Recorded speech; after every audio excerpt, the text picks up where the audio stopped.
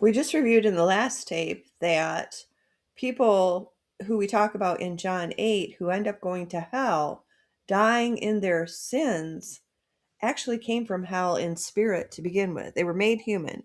And your proof of concept of people that priorly existed can be made human, even though they existed in a different realm, even though they first existed in heaven, but then are made human on earth, is that God was made a man.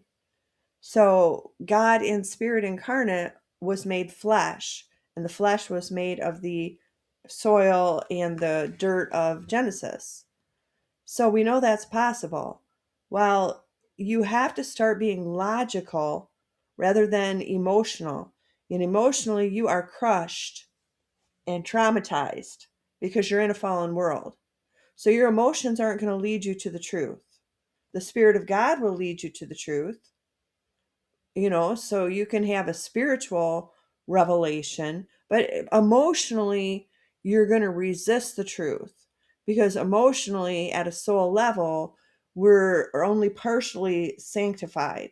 At a soul level, we're traumatized at a certain level because of the devil in this realm crushing our spirits born of God as born again believers, as the children of God in this fallen realm.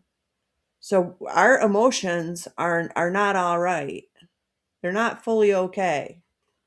Some of our emotions just will not be objective and logical because we want to make everything all about ourselves. And that's what happens when you're injured. Hurt people hurt people. And when you're hurt, and it's true of all of us, I mean, we're all in the fall until we're entirely sanctified, until we're transfigured. And so we're not transfigured at this moment. So this is the truth and the reality. None of us is perfect yet. And that imperfection is a self-focus. We're in a defensive posture, and we're not objective because we're too concerned about ourselves. And we're not trying to see things from God's point of view. We're not trying to see past ourselves. And that's the problem because God's ways are higher than our ways. God's thoughts are higher than our thoughts. And, we can't pretend to be know-it-alls like like we know everything when we're not objective, when we're too focused on ourselves. So you have to start becoming open to that. You have missed major truth. That major foundational doctrine is wrong because you're blinded by pride, and that pride is that self-centeredness, and that self-centeredness is, well, what about me? What about me and my feelings? Me, me, me, me, me. Well, the truth is not centered in you. The truth, God is the way, the truth, the life. You are not the truth. You're born of the truth, and the truth lives in you if you're a born again believer, but you're not the way, the truth, the life. God is, not you. So if everything has to be all about you, you're not going to be able to see the truth. And then, you're like, you're crying out, I want to see God. I want to show me your face. Well, God is fully willing to show you his face. You're born of his spirit. You're his child. Now stop being so self-centered so you can see the face of God. This is not all about you. So start being less emotional, more logical, and have a thirst, a hunger, and a desire to know truth. That desire to know truth will bring you out of yourself, will help you to become objective and logical, to know the truth, to be made free. So that's why we're in Genesis 1 1 through 5, and why I told you that, of course, the fallen angels are being made human. Genesis 1 1 through 5 shows you that this world was created for the purpose of the redemption of the fallen angels. They were the faces of the deep in the dark void, the disembodied spirits of the fallen angels. And God wanted to rescue them. And so he said to them, let there be light. And he immediately began to create Genesis creation, the matter, the sun, the moon, the stars, the firmament of heaven, the earth, the plants, the animals, all of this. And then he made humanity. And he made it so that he would be made a man. And by being made a man and dying on the cross and rising again, he would destroy the sin out of the bodies and souls of humanity so that they could be born of his spirit. He couldn't save the fallen angels where they were, so he created an entire world where they could get new bodies and be made what is now human, so that he would be made a man and he could save them. So the ones that are from beneath are these fallen angels who are being made human because it's the only way God could save them. And you can't expect that any of us who are made human, who are not God, could remember our prior lives as spiritual beings in a different realm. We're human here, and we're not God. We're not all knowing. So we don't remember that. We don't even remember our own lives here on earth, usually before we were 3. We might remember some things from when we were 3, but we don't even remember our whole lives here on earth. How are we supposed to remember being spirit in a different dimension when we're not all knowing people? We're just human beings. You got to understand how limited we are. We're not all knowing. We have a limitation on us. We're mere human beings. We're not God. So you can't expect that. Well, you can't go, wait a minute, that's not in my conscious realization, so it can't be true. So you're making things all about you again. Everything has to be about you. Why don't you grow up and become more mature and try to think logically instead of everything out of your own self-centeredness? I'm telling you truth. And you need to pray about this. And you really need to pray to see the face of God by knowing truth. If you want to see the face of God, he's not a monster who saw the fall of his children, the holy angels, and decided he hated them. That is not God. God looked upon their faces and moved upon the face of the waters by his spirit and said to them, let there be light, and went to the trouble of creating a whole new creation of Genesis, of earth, where he would create human beings so he could put their disembodied spirits in a body, and he could take on the same body made of the same dirt, flesh, and go to the cross and die on their behalves so they could be born of his spirit. But he showed you in John 8 that because they came from beneath, they have spirits that are of the devil, and their spirits are in a state of blasphemy, which the Calvinists will tell you correctly, of them, not of the saints, but of them, is in a state of total depravity.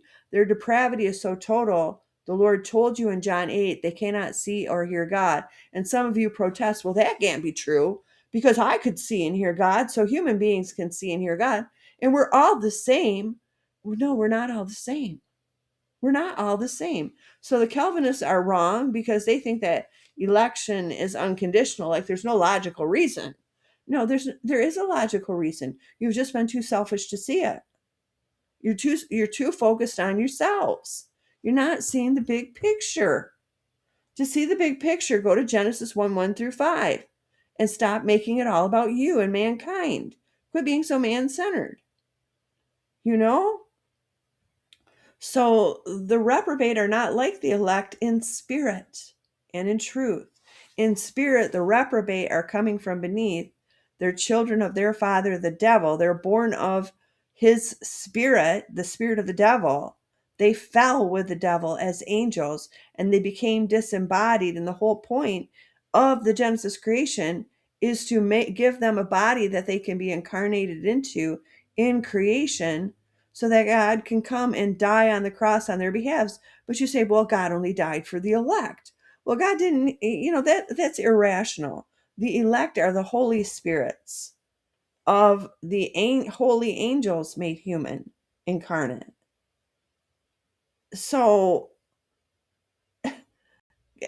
this whole exercise is not about, God needed to make holy angels human. God needed to make himself human. No, it's not about that. It's about that the reprobate were disembodied spirits, and they had to be, the only way to save them is to create a second creation and give them a new body, a human body, and God will die on the cross for them so they can be saved. Can they be saved during their human lifetimes? God tells you no, they're in an intractable, unchangeable state of total depravity where they cannot see or hear God and they cannot believe in the true gospel. They cannot believe in God because they're in a state of total blasphemy at the core level of their spirits. They're devils in human flesh. That's what they are. But God loves them. Are they aware they're devils? Some of them have become aware. I'm here to tell you. Some of them have become aware that they're devils and they're living as devils.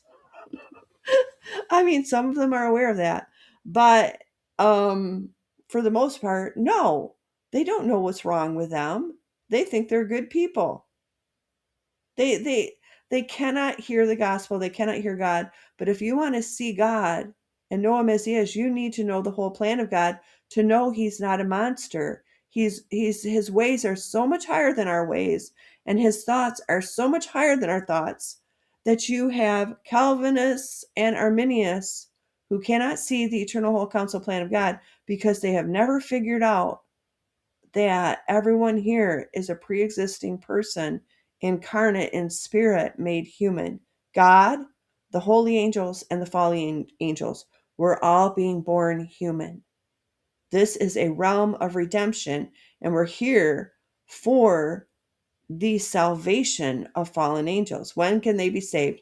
On the last day, not before. Because on the last day, when the Lord bodily returns to this realm, all evil will be destroyed.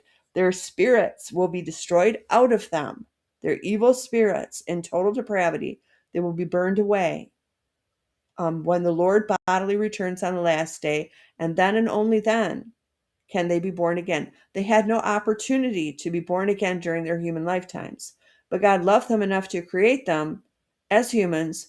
And I guess we all love them enough, even the saints, to be here with them in this fallen world. But it's time now for the Great Awakening. And just like they were bodily destroyed in heaven, in their fallen states, when the kingdom of heaven comes on earth as in heaven, here on American soil, which is my ministry, in our transfiguration, they're going to be bodily annihilated again, and they're going to go back into the pit as disembodied spirits, which is what happens when the reprobate die as humans, when they die in their sins, as we read about in John 8, they go back to the abyss. They go back to the pit, but they will all be bodily resurrected on the last day, and that is when they'll get their redemption. They can't get it before then. It'd be pretty redundant for, God to have created human beings to send them to hell when the whole purpose of creating human beings was to get the devil and his angels out of hell to redeem them as humans because they couldn't be redeemed up in heaven above. A whole second realm had to be created for their redemption. And God had to be made a man. And he did destroy the devil on the cross. He did take away the sin of the whole world. When he does bodily return, he will destroy all evil. And then they will be bodily resurrected at his return. They will be bodily alive when he returns. And they will be redeemed. And your whole concept of salvation that depends upon human will instead of the power of God has not factored in the truth that the devil and his angels are not just like you as redeemed children of God. No, they're the children of the devil. In spirit, they're the exact opposite of you. God bless you.